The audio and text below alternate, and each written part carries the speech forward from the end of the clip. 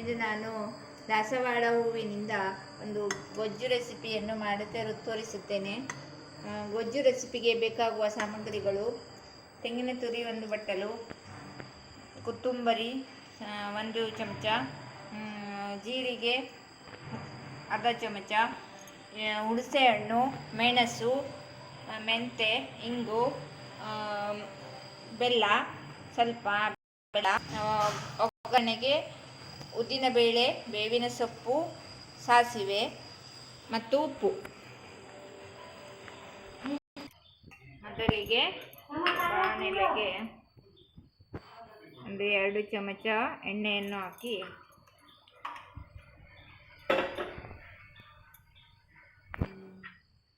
ಸ್ವಲ್ಪ ಕೊತ್ತಂಬರಿ, ಮೆಂತೆ 1/4 ಚಮಚ, ಇಂಗು ಮತ್ತು ಜೀರಿಗೆ ಸ್ವಲ್ಪ ಹಾಕಿ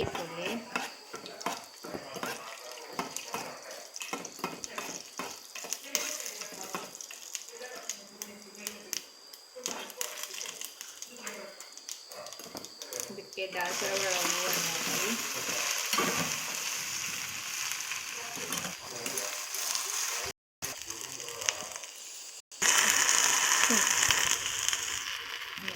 ನೀರನ್ನು ಹಾಕಿ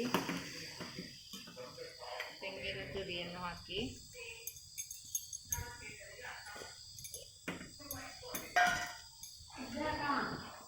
ಮೂರು ಮೆಣಸು, ಒಣಮೆಣಸು, ಹುಣಸೆಹಣ್ಣು,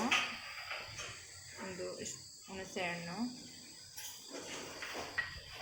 ಉಪ್ಪು,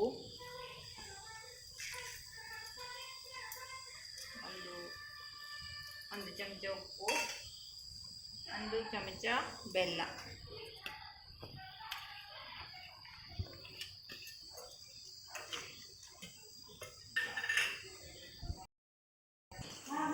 ಹಾಕಿ ಚೆನ್ನಾಗಿ ಸ್ವಲ್ಪ ಹೊತ್ತು ಒಂದು 5 ನಿಮಿಷ ಬೇಯಿಸಬೇಕು.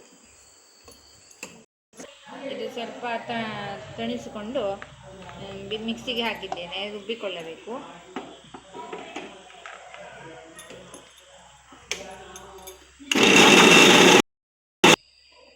ನೋಡಿ, ಹೀಗೆ ಅರೆದುಕೊಂಡಿದ್ದೇನೆ.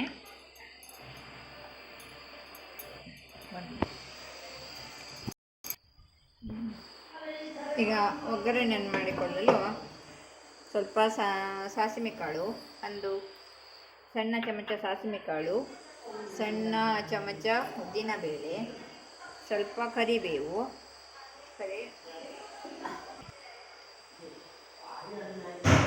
2 ಚಮಚ ಕೊಬ್ಬರಿ ಎಣ್ಣೆ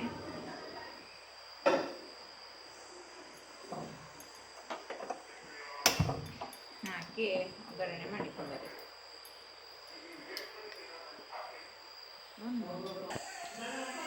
ಕರೆ ಘಮ ಘಮ ಪರಿಮಳ.